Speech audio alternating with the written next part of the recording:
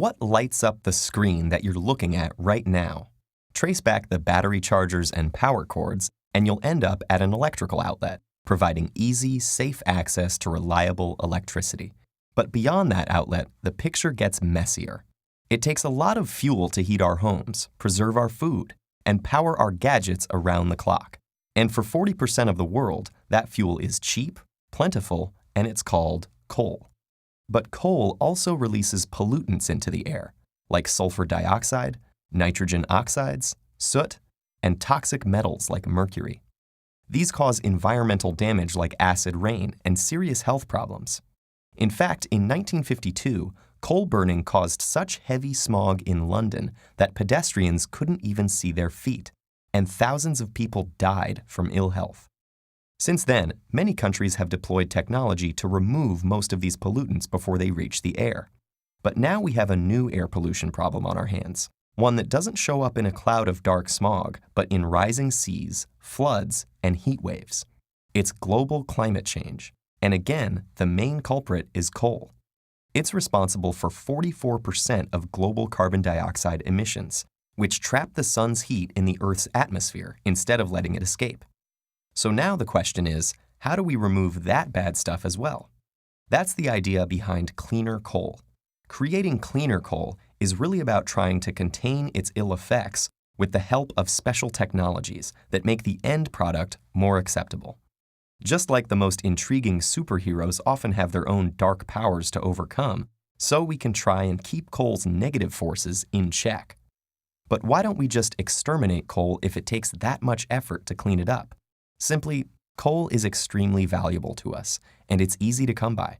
Compressed underground for ages, coal holds chemical energy from plants that were fed by the sun hundreds of millions of years ago, long before humans evolved. That makes coal energy dense, meaning it can be burned round the clock. It's also cheap if you ignore the pollution costs, and should last us through the end of the 21st century. We've already got all the infrastructure in place for harnessing its power.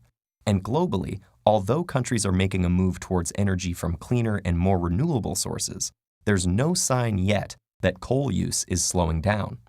In fact, as of 2012, over 1,000 new coal plants have been proposed, mostly in China and India. Since, for the time being, coal is here to stay, experts say that if we want to reduce its emissions impact on the atmosphere and slow down climate change, we'll have to think of creative ways of reducing coal's destructive power. To do that, we need to strip it of its foul forces, all that toxic carbon dioxide that causes havoc in the atmosphere. Then we need to store this CO2 somewhere else. This mission is called Carbon Capture and Sequestration, or CCS. And as if carbon dioxide were some evil genie we didn't want to escape, once it has been separated from coal, we've devised ways to banish it underground. We can do this by injecting it deep into the earth or by placing it deep under the ocean's surface. Stripping away coal's negative elements can happen in three ways. First, and most commonly, as coal burns, the exhaust gas can be mixed with a compound called monoethanolamine. Like a forceful power-stripping magnet, this compound bonds to the CO2, yanking it out of the gas stream so it can be stored separately underground.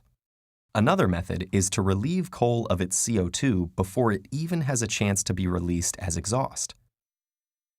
In this process, steam and oxygen swoop in to the rescue to convert coal into a special product called syngas, made up of carbon monoxide and hydrogen and some CO2.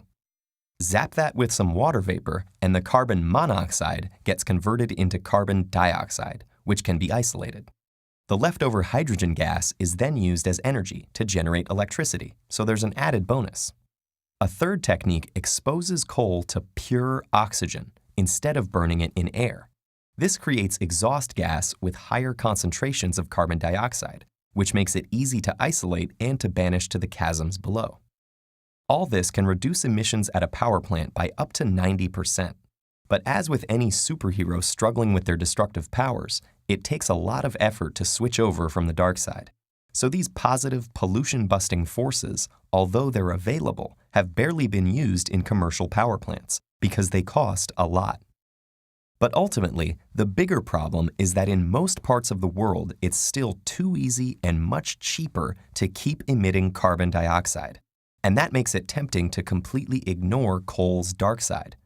In this case, the most powerful force for good is regulation, the rules that can restrict the amount of carbon dioxide emitted from power plants and make energy companies around the world wary of what they put into the air.